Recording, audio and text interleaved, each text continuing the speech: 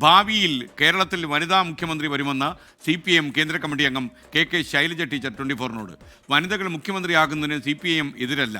എന്നും വനിതകൾക്ക് പരിഗണന നൽകുന്ന പാർട്ടിയാണ് CPM എന്നും KK ശൈലജ ടീച്ചർ പറഞ്ഞു.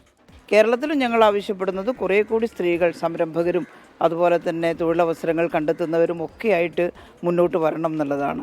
സ്ത്രീകൾ ഏണിംഗ് മെമ്പറായിട്ട് മാറുക എന്നുള്ളതാണ് സാമ്പത്തിക സ്വാശ്രയത്വം, സാമ്പത്തിക ശാക്തീകരണത്തിന് ആവശ്യമായിട്ടുള്ളത്. ചെറുപ്പക്കാരികളുടെ കൂട്ടത്തിൽ നല്ല കാര്യഗൗരവമുള്ള കാര്യങ്ങൾ കൈകാര്യം ചെയ്യാൻ കഴിയുന്ന ധാരാളം പെൺകുട്ടികൾ വളർന്നു വരുന്നുണ്ട്. ഭാവിയിൽ എപ്പോഴെങ്കിലും അങ്ങനെ ഒരു അവസരം കൈവന്നുകൂടായികയില്ല. അത് സംവരണമായിട്ട് മുഖ്യമന്ത്രിയാവുക എന്നുള്ളതല്ല, അതൊരു സ്വാഭാവികമായിട്ടൊരു സാധ്യതയായിട്ട് അല്ലെങ്കിൽ ആവശ്യകതയായിട്ട് ചിലപ്പോൾ ഉയർന്നു വരും.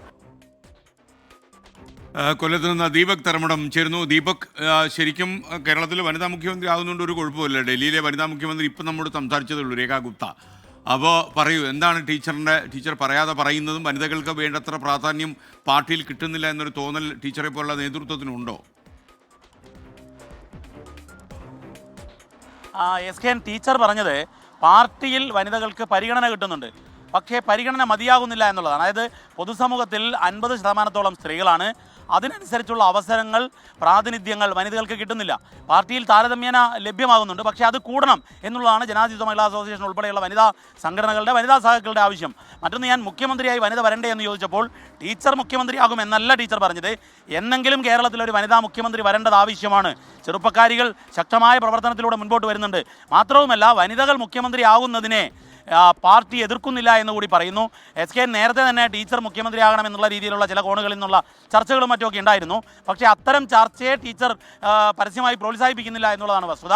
പക്ഷേ എന്നാൽ വനിതാ മുഖ്യമന്ത്രി കേരളത്തിൽ ഉണ്ടാകണമെന്ന ആവശ്യം ശക്തമാണെന്നും അതെന്നെങ്കിലും ഉണ്ടാകുമെന്നും ആ സംവരണ അടിസ്ഥാനത്തിലല്ല വനിതാ മുഖ്യമന്ത്രി വരേണ്ടത്, സ്വാഭാവിക നേതൃത്വത്തിലൂടെ വനിതാ മുഖ്യമന്ത്രി വരണമെന്നുള്ളതാണ് ടീച്ചർ പറയുന്നത്. അതിലൂടെ ടീച്ചർ പറയാതെ പറയുന്നതും വനിതാ പ്രാതിനിധ്യം വർദ്ധിക്കണം എന്നുള്ളത് തന്നെയാണ് SKN. Okay, thank you Deepak ധർമ്മം.